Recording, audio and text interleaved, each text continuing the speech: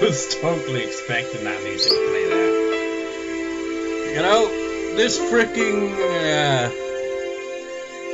question arc is noticeably longer than the previous one, isn't it? But that makes sense. It even has more achievements, so it's gonna be longer, isn't it? I saw a ceiling I was familiar with. We're not familiar with it. We never get to see the ceiling. Maybe we have at some point. Though I was groggy from sleep, I did notice that I was in my futon like I was every morning. I looked at my clock, and despite having turned in so late last night, I had looking at precisely the same moment I always do. I'm so low on sleep, but I guess I really can get up at the same time every day. Yeah, it's weird like that. It's like, when you experience that where you don't really get much sleep, but you wake up at the same time anyway. I think I experienced something like that a while back when they had this like mini heat wave here in the UK. But that was mostly down to not being able to get much sleep because it was too bloody warm. So, yeah. The secrets of the human body never cease to amaze me. If I went back to sleep like this, I would definitely not be waking up again. I spurred myself on and slipped out of my futon. That's also true as well. If you manage to get back to sleep, your sleep pattern goes to shit. I know this because that's currently how it is for me. It's like, yesterday I did that. I woke up in the afternoon, I was like, fuck it, I'm going back to sleep. And then I woke up at like freaking 11. Like, on and off sleeping. Just slept for all the day, for the most part. But today, I had the same thing. I woke up in the morning, I think it was. No, yeah, maybe. Or maybe it was the afternoon. And instead of going back to sleep, I was like, well, actually I did. So it might have been the morning when I originally woke up. But when I woke up in the afternoon, I was like, fuck it, I'll get up. And so there it is. Just like, if you just stay in bed, then like, your sleep pattern will just freaking go to shit. Anyways, well, I spurred myself on and slipped down a few tune. Mum asked me about last night breakfast. Apparently we too had gotten a call asking if you knew where Rika and Satoko were, and Mum vaguely understood that something serious was happening. So then you were out late last night with all your friends looking for them? Until about 3, I think. Yeah. Did you find them? Rika-chan and Satoko-chan, I mean. Crunch? I rarely bit into my toast. It really didn't have any taste. Just then we heard the chime go ding-dong. I looked up at the clock and saw that it was about 5 minutes past my regular meeting time with Rena. And it was her at the door. Good morning. Did you get any sleep, did you? I think I slept for a few hours. You could probably count them on a chicken's toes, though.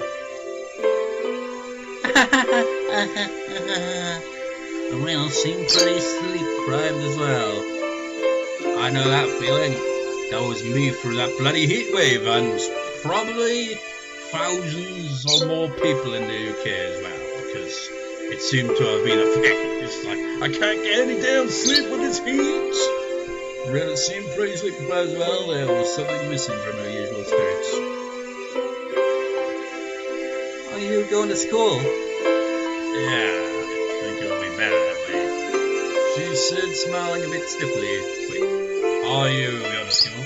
Yeah, I think it would be better that way. This seems like it would be the other way around with the dialogue, but whatever. Rena was probably worrying her heart out about those two as well. And Jesus Christ, can you imagine that? You've gone through all that shit, searching for your friends like that in such a way, not finding anything, and then the next day you go to school like nothing's even happened. Even so, she wanted to go to school. I mean, it would make sense. I mean, like, you wouldn't want to just be sat at home worrying about it, because then you'd just be sat there, lying there, just thinking about it endlessly, driving yourself mad with all this worry. If you stay home today, I think you'd just be worrying non-stop and sleeping. Exactly, my point. I don't want that, so let's go to school together. Alright, wait just a moment, so get ready. I was just a little bit happy about Rena mustering that much consideration for me. We went to the place where we'd usually meet up with Mion, but she was nowhere to be found. We were a little bit late today, so we thought she'd be waiting for us. I guess Mei-chan couldn't wake up today, huh? I mean, you gotta have a bit of a pause. That's right. For her, it wasn't just yesterday. She was up all night looking for the mayor the night before last, too. We waited for a bit. Time passed until it got to the point where it was okay for us to go on alone and we exchanged glances. What do? Wait a little longer? At that point in my brain, which had finally been woken up by the morning, and recalled the ominous words Oasis had left me with last night. The leaders of the three families were disappearing one after the other, and next, it might be the Sonosaki's leader. Could Mion have? No, that couldn't be. Let's go. Let's let her sleep for today. Rena gave me a pat on the back. Mion, she's still here, right? Did you say something? Oh, nothing, just talking to myself. Let's get moving. Let's see this at the school by ourselves. On the way, we saw a bunch of our classmates accompanied by their parents. It even looked like some of them were being taken to school by car. Perfectly understandable given the circumstances. Surprisingly, the principal was also standing watch at the school gate. I'd never seen that before.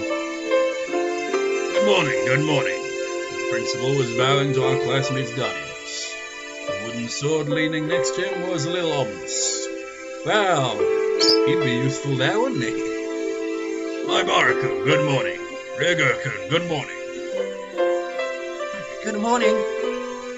Your teacher has something important to say, so head straight to the classroom. Alright? Ren and I said nothing.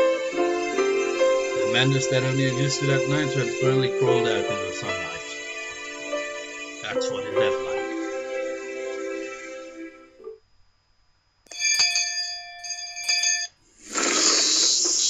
Good morning, everyone. The hushed conversations that had been spreading for a while now all disappeared like an illusion the moment our teacher walked in the door. Silence dominated the classroom, except for those goddamn Higurashi. No consideration for anyone. The principal came in with our teacher as well. This was clearly not a normal morning. First, the principal had something important to tell everyone. Go ahead, Mr. Principal. The principal cleared his throat and approached the what? Approached the what? The days that died. I'm sure some of you already know this. The classroom was dead silent. Everyone was staring at Rika and Satoko's empty seats. The principal briefly and simply declared that Rika and Satoko had gone missing. There wasn't a single person in the classroom who didn't already know. There seemed to be many, however, who couldn't accept it as the truth. It had been confirmed to them now by the principal's words. I was just like, with that, I just thought, remember how this freaking goddamn question arc started off with them playing games and it was all fun and games? How different they are now in the plots. It had been confirmed to them now by the principal's words. There were sobs throughout the classroom and I heard a kid crying. They steadily spread throughout the whole room. The big-hearted principal wasn't able to keep his cool hour.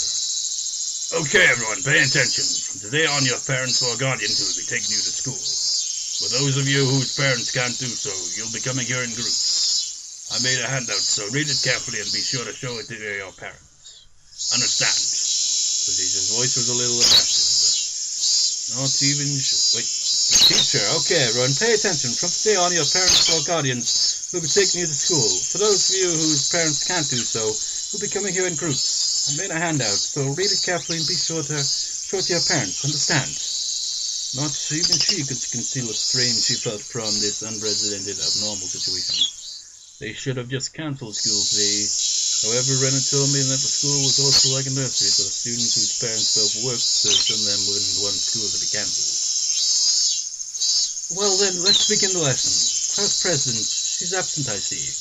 Then, whoever's on day duty, let me hear it. All rise. That feeling of wanting to maintain an everyday atmosphere, even if only in school, precisely because our lives have been messed up something that I agreed with at this point.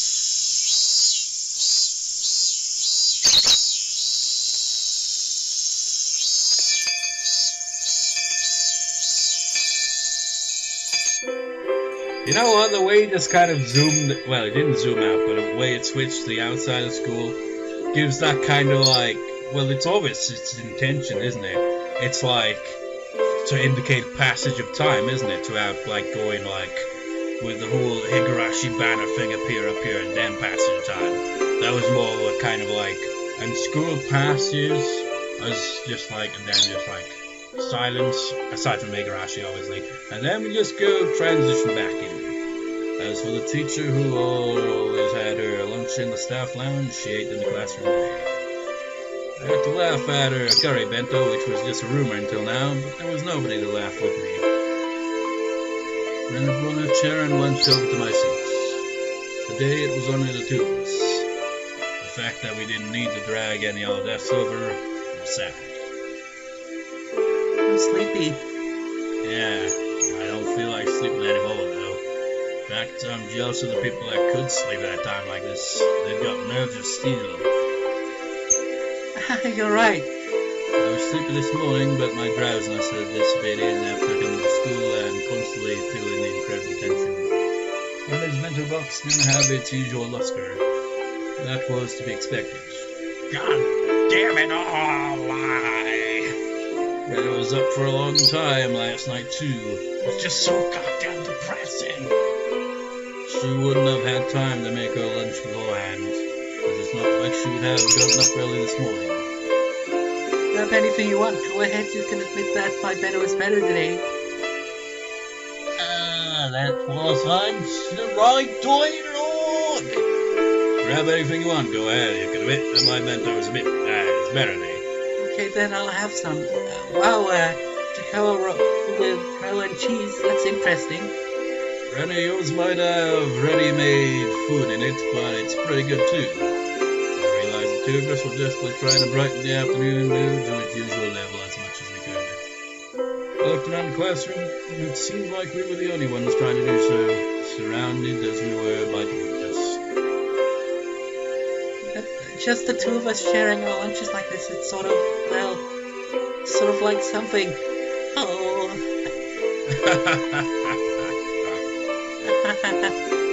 I laughed and grew quieter. I was the first one to mess up. Sorry. Sorry. You said sorry, and then it's like, oh wait, no, oh yeah, I'm sorry. So he was right. Oh, it's okay. It's not your fault. Our chopsticks both stopped moving. We couldn't keep it up anymore.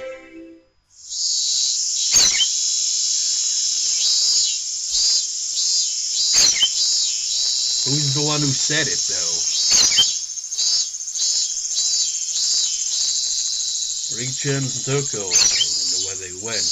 Those words, I'm just assuming it's Keiichi that says it. Those words might have sounded too miserable. Everyone was thinking it, using roundabout ways to address the topic. So I came round and said it. Oh, if I just read further, I would have seen that it is in fact him.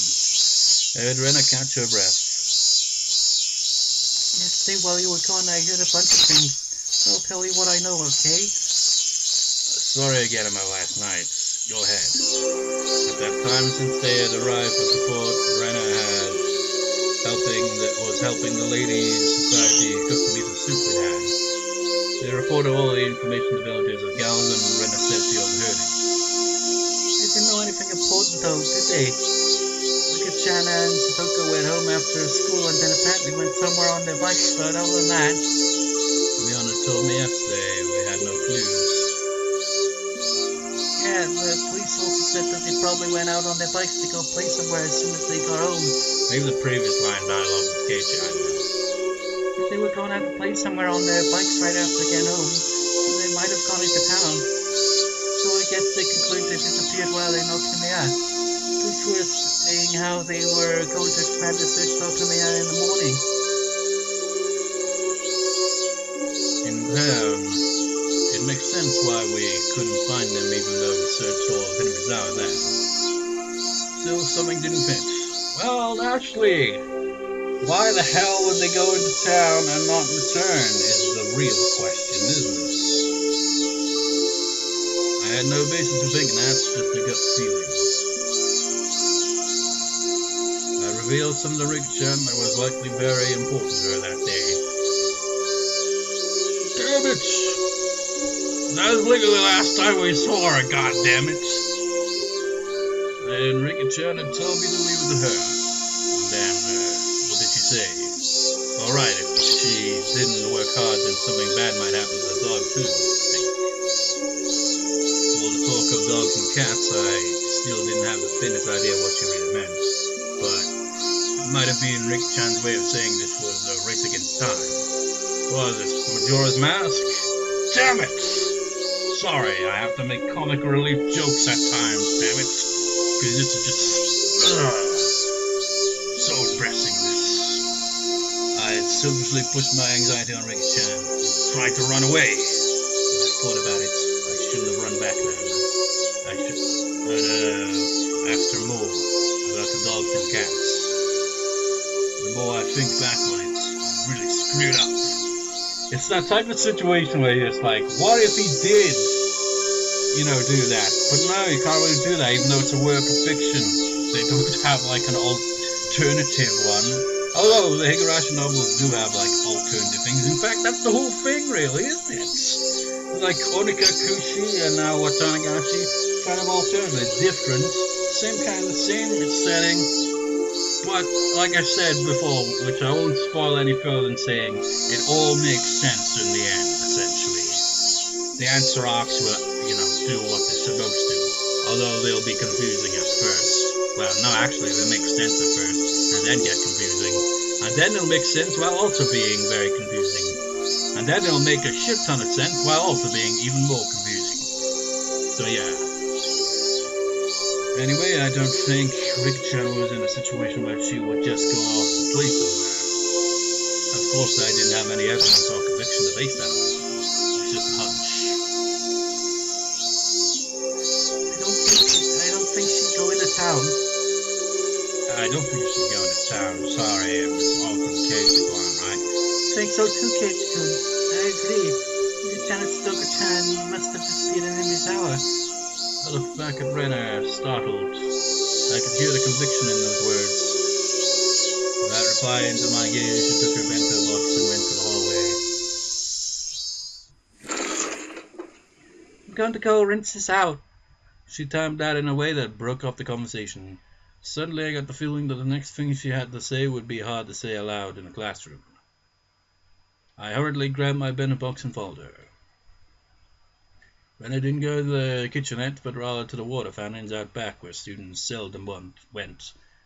I remember a scene, but I can't remember if it's this scene or a different scene, where it's like something important, like it's kind of like happens in a scene around about there. Or maybe it was a different spot, I don't know. This is an important spot. I mean, this is where we left Rika, god damn it! Yeah, it's important, this spot, isn't it? Important things happen. The water flowed down onto our bento boxes. Without, the actual food being in them, obviously. During that time, Rena didn't say a word. Then, after making sure there were no other students around, she finally opened her mouth to speak. The whole thing about Rika-chan and Satoko-chan going to town to play and then disappearing. That didn't make sense for some reason, so I decided to investigate a little bit myself. Who did you ask? What did you ask him about?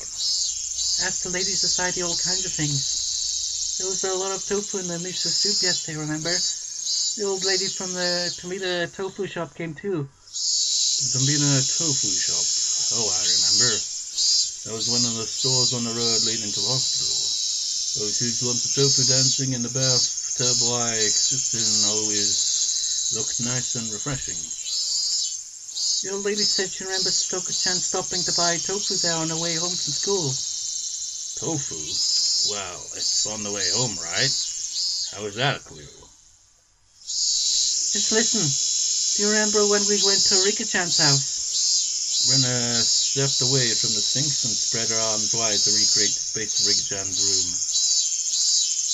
There was was a pot on her gas cooker and there was miso soup in it.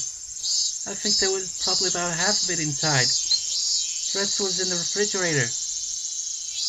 They must have been planning to make chilled tofu. It was on a plate in plastic wrap. As Linda explained, she walked around as if she were really going through Rika-chan's room. It's like she's playing detective now. She's looking, this is how the scene was, how it should have been. But then something went amiss. Still, Rena, why did this matter? Well, you know, now that I think about it, they didn't find their bikes there. And it's clear that they went home. So, you know, put two and two together, Keiichi. Keiichi-kun, when you make miso soup, you put the tofu in last. And Rika-chan or Satoko-chan, whoever was cooking, was standing there making it up until right before dinner time. Right until dinner time? Wasn't everybody saying with their bikes running around, so they must have gone somewhere to play by themselves? Fresh in the countertop, it was going there really awkwardly too. Rika-chan makes most of the food and lunches, but occasionally Satoko-chan does it too. So Satoko-chan was cooking that night. So that means Satoko at least didn't go somewhere to play. She's preparing dinner. Yeah. Then I took a look at the rice cooker and there was rice for two still in there. Oh, I remember it all now, and I can't spoil it, obviously. The Ants Rock will cover the shit that we don't understand much. Oh, I remember now. So she made dinner for both of them, but neither of them ate it. Is that it? Rena nodded. So next I looked in the fridge. There was some chilled tofu made from the other half that they brought. Oh, that's not all either. There was a whole bunch of plates for side dishes for dinner and all of them were in plastic wrap. Usually plastic wrap things so that you can have leftovers for the next day. My mum does it all the time too, using them in breakfast for lunch. That's right. She used plastic wrap to save leftovers for later. So the fact that they were in the fridge means that they didn't plan on eating them that night at least. Is that what it means? Keiichi-kun, think a little harder. Their dinner was totally untouched and wrapped up. What do you think that means? Well, that means they didn't need to eat dinner anymore. So they would have gone out to eat or order takeout. Must have been really sudden too. They decided to do that before and they wouldn't have made anything, but it was dinner for the two of them. It means that when Satoko-chan was making their dinner, they really thought they were going to eat it until right before they didn't. So then, the theory about the two of them going out to play and then disappearing is wrong. Yeah, they disappeared after making dinner right before they ate it. Probably around 7 o'clock. Why would they have gone at a time like that by themselves without eating? That's obviously where this is leading. Keiichi-kun, do you remember? On the fold-out table there were things like soy sauce and a chopstick holder. It might have been something like that. I don't remember. The container full of soy sauce, it was empty. There wasn't even a drop left. Chilled tofu wouldn't taste good without it. So I looked under the sink for the larger bottle of soy sauce they let have. You sure know a lot about where they keep stuff. I've been to Rika-chan's house and cooked for them before. Rena cleared her fertile face, returning to a serious expression. You call that a serious expression? And when I opened the cabinet, the big bottle of soy sauce wasn't there at all. It wasn't there. What does that mean? Everything I'm going to say from here is just Rena's idea. So please listen until the end without saying anything.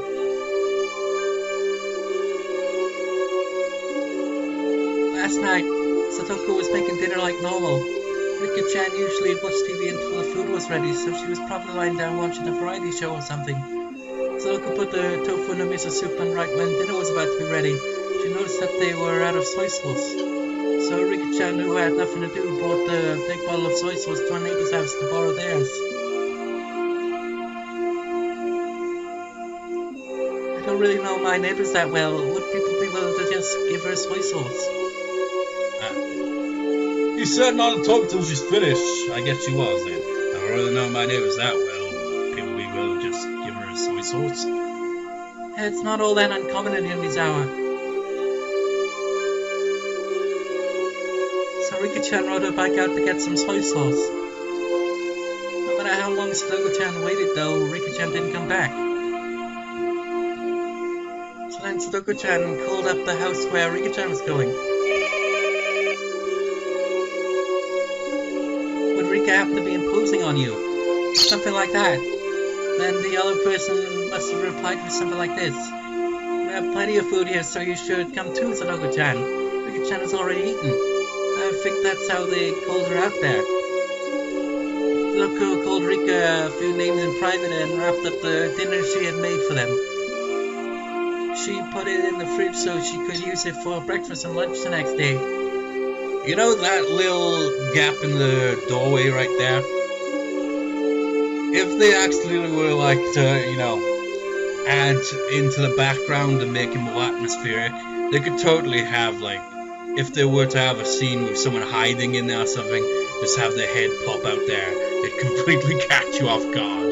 Although it probably wouldn't, because it'd have that sound effect. And you'd be like, ah! So it'd catch you off guard regardless. But it'd be very obvious. I mean, if they did that without pointing it out, and then you just kind of you're reading through the dialogue and you'd be like, wow, fuck! Perfect, man, but that never happens. So we reach the direction lunch the next day. And Satoko got on her bike too, and they headed for the house where Rika-chan was. And then? Okay, but this is already pretty strange. You don't normally make so much food that you can't give it to people who suddenly arrived at your house. A veteran housewife would never normally make so much food that she could feed 2 extra people. Could it have been a coincidence that they made too much? It's still unthinkable. Rena flatly denied me. Rika-chan knew that Satoko-chan hadn't worked really hard to make dinner for them, didn't she? No matter what kind of food she was offered, she wouldn't let Satoko-chan's dinner go to waste. Or maybe that was, I don't know, speaking at the time unless the characters move on screen, like facial expression wise. This was all only circumstantial evidence in Rena's guesswork. Even so, it was all extremely convincing. It was the only ray of hope we had to top of their situation and bereft of clues. Rena, where did Rika-chan go to get soy sauce? That was the heart of it. It would have to be somewhere she'd be comfortable with asking for soy sauce, and somewhere Satoko wouldn't think it suspicious that she'd be invited for dinner. So who was it? Rena slowly shook her head.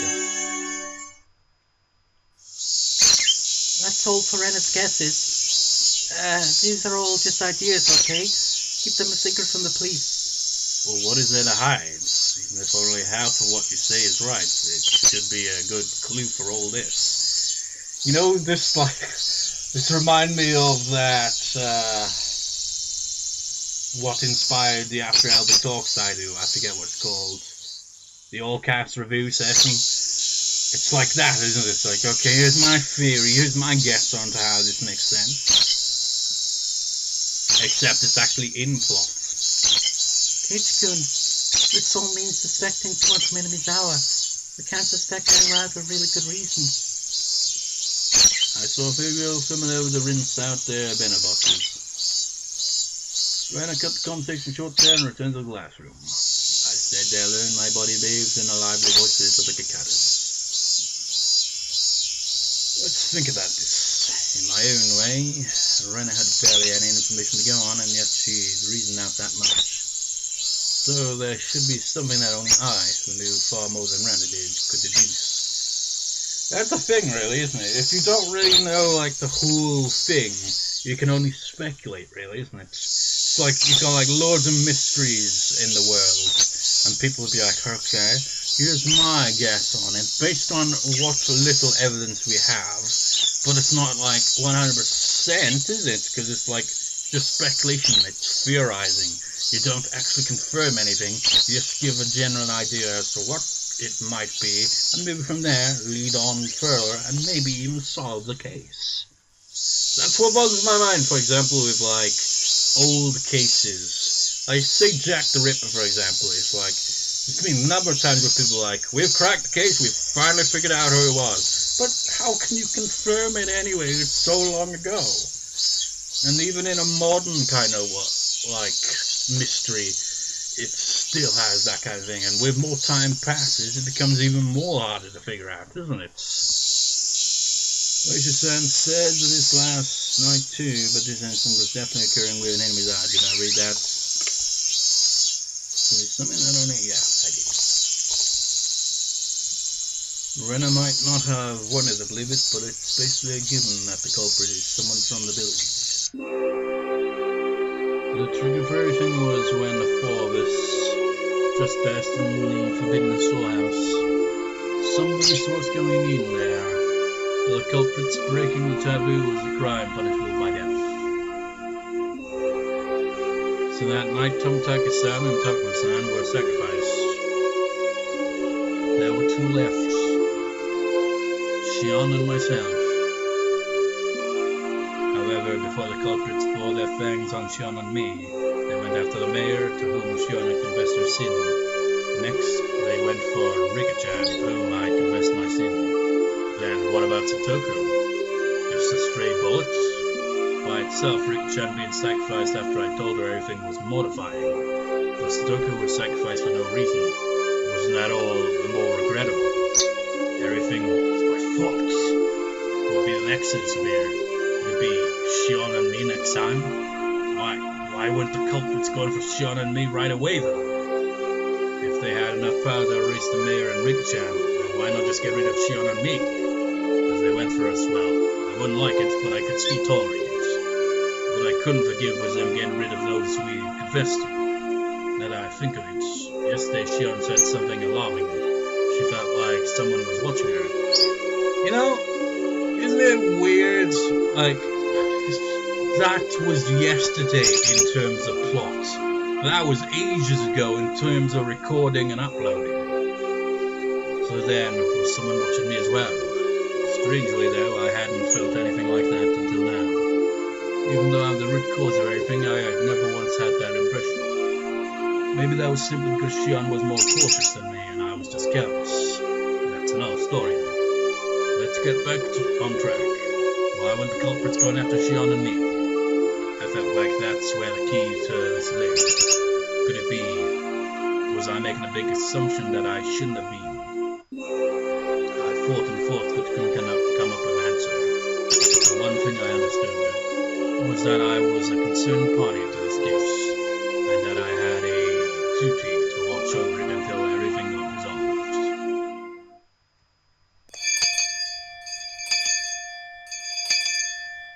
I heard the ring of the bell declaring the end of lunch break, but somebody else disappeared tonight. If nobody else did, then I wanted them to get rid of me tonight for sure, and then put an end to all of this.